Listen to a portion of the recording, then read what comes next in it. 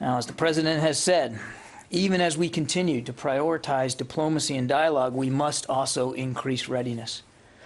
In support of its obligations to the security and defense of NATO and the security of its citizens abroad, at the direction of the President and following recommendations made by Secretary Austin, the United States has taken steps to heighten the readiness of its forces at home and abroad so that they are prepared to respond to a range of contingencies, including support to the NATO Response Force if it is activated.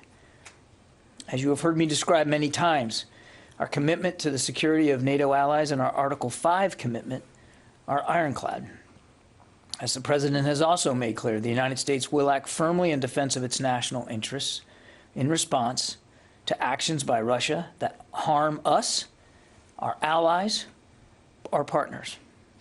As part of that commitment, the Department of Defense maintains significant combat-capable forces forward in Europe to deter aggression and enhance the alliance's ability to defend allies and defeat aggression if necessary.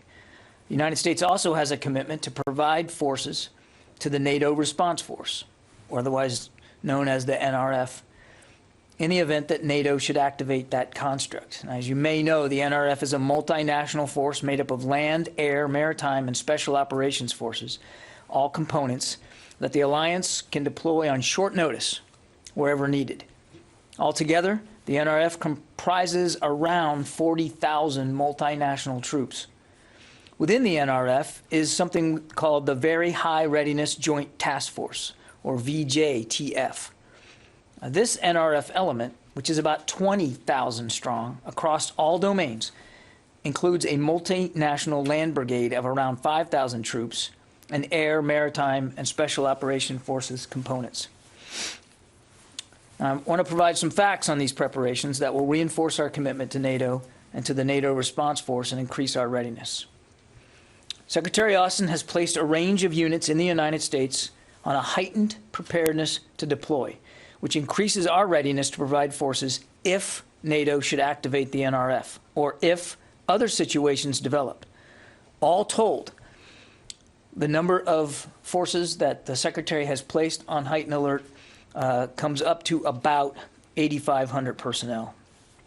We'll continue to provide updates in coming days about these decisions, but specifically this will ensure that the United States and our commitment to the NRF is consistent with their readiness for rapid deployment, again, if activated. In the event of NATO's activation of the NRF or a deteriorating security environment, the United States would be in a position to rapidly deploy additional brigade combat teams, logistics, medical, aviation, intelligence, surveillance, and reconnaissance, transportation, and additional capabilities into Europe. Again, I want to reinforce that as of now, the decision has been made to put these units on higher alert and higher alert only. No decisions have been made to deploy any forces from the United States at this time. And when I say heightened alert, in some cases, some of these forces were already on a heightened posture, readiness to deploy posture, and the Secretary decided to make it even more, shorten the tether even more. So in some cases, units would go from, say, 10 days prepared to deploy. Now they're at 5 days. That's not the case for every unit that is being notified that they're on a heightened alert. Some are simply more ready and postured that way than others. The idea, though, is that all of these units that he is putting on prepare to deploy will be ready to go on a shortened time frame. Again, no final decision has been made to deploy them. The Secretary will continue to consult with the President, and the United States will maintain close coordination with allies and partners as we continuously review our force posture and make decisions regarding movement of forces into and within Europe. As always, we will remain in close coordination with allies and partners, as well as NATO and other multilateral organizations, as we continue to review our force posture, as we make decisions regarding potential movements of forces into Europe, and as we review the disposition of U.S. forces on the continent. Okay, I think I've remembered all three, so let me try.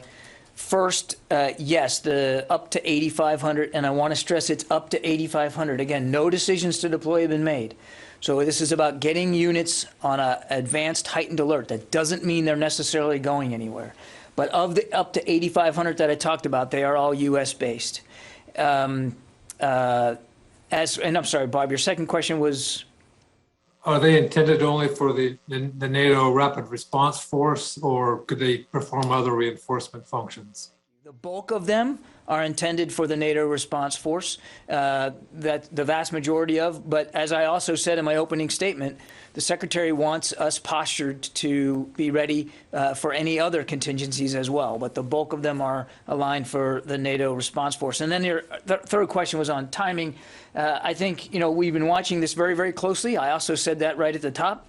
It's very clear that the Russians have no intention right now of de-escalating, and because not every one of these units that we are notifying are in, all of them are not in a heightened state of alert, it made prudent sense for the Secretary to want to give them as much time to prepare to be on a shorter tether as he can, just in case. Again, I want to stress, particularly with the NATO Response Force, it has not been activated. It is a NATO call to make, but we have contributions to that response force, as do other nations.